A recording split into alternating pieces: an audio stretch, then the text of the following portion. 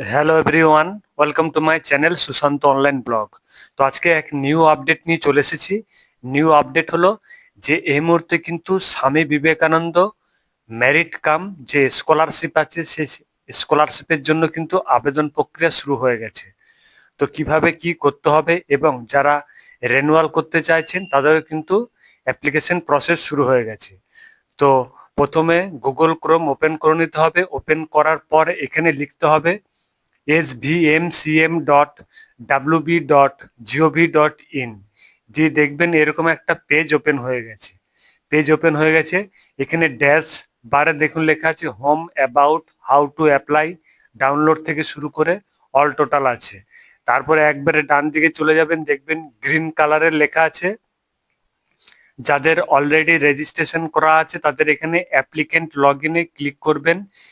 এখানে applicant ID দিয়ে দেবেন, পাসওয়ার্ড দিয়ে দেবেন, তারপর এখানে ভ্যালিডেট অপশনে ক্লিক করবেন। ক্লিক করার পর দেখবেন নেক্সট পেজে ওপেন হয়ে গেছে। তারপরে যারা একদম নতুন ফ্রেশার এখানে রেজিস্ট্রেশন যে বটন আছে এখানে ক্লিক করবেন। ক্লিক করার পর এখানে গ্রিন বাটন এসছেন দেখুন নন টপার, এখানে ক্লিক করবেন।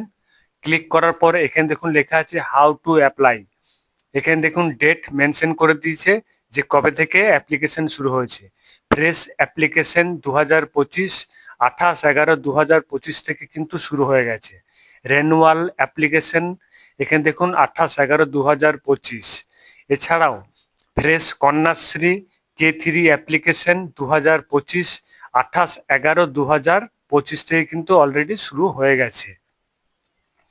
এরপরে এখানে দেখুন লেখা আছে অ্যাপ্লিকেশন প্রসিডিউর, ঠিক আছে। তো এভাবে দেখুন এখানে স্টেপ 1 অনলাইন রেজিস্ট্রেশন করতে হবে। অ্যাট ফার্স্ট কিন্তু আপনাকে অনলাইনে রেজিস্ট্রেশন সাকসেসফুল করতে হবে এবং কি কি ডকুমেন্ট লাগছে না লাগছে আমি অল টোটাল কিন্তু আমি বলে দিচ্ছি। এখানে দেখুন অনলাইন প্রসেস বলে দিয়েছে। এখানে জেপিইজি বা জেপিজি ফরম্যাটে কিন্তু আপনাকে সিগনেচার এবং আপনাকে ফটো কিন্তু এখানে আপলোড করতে হবে। এখানে দেখুন লেখা আছে image and signature format should be JPG এবং জেপিইজি ফরম্যাটে কিন্তু রাখতে হবে। এখানে ইমেজ ফটো কিন্তু এখানে 20 KB থেকে 50 KBর মধ্যে এবং সিগনেচার এখানে 10 KB থেকে 20 KBর মধ্যে এখানে আপনাকে আপলোড করতে হবে। তারপরে দেখুন এখানে আরো আপলোড ডকুমেন্ট কি কি আপলোড করতে হবে। এখানে দেখুন স্ক্যান করতে হবে। তার মধ্যে এখানে 400 KB কিন্তু পিডিএফ ফরম্যাটে আপনাকে এখানে আপলোড করতে হবে। এখানে দেখুন লেখা আছে যে আপলোড ডকুমেন্ট ফ্রম এখানে বিডিও বা এসডিও বা বিএলআরও বা গ্রাম পঞ্চায়েত এরিয়া যদি থেকে থাকেন তাহলে এক্সিকিউটিভ অফিসার থেকে শুরু করে এডুকেশন অফিসার যদি থেকে থাকেন তাহলে ওনাদেরকে দিয়ে আপনারা অ্যাটেস্টেড বা গেজেটেড অফিসারকে দিয়ে অ্যাটেস্টেড করিয়ে আনতে পারেন। তারপরে এখানে দেখুন লেখা আছে ডকুমেন্ট কি কি আপলোড করতে হবে ফ্রেশ এবং কন্যাশ্রী অ্যাপ্লিকেশনের জন্য।